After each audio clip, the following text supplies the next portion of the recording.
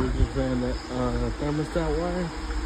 We made a hole through this right here.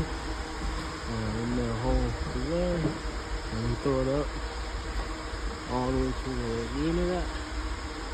What I did is I measured from this wall right here to over here, and then I measured my centerpiece right here. So it was 26, and half of 26 is 13, so I'll put 13 right here. My center is right here, and then my height will be 60 for thermostat.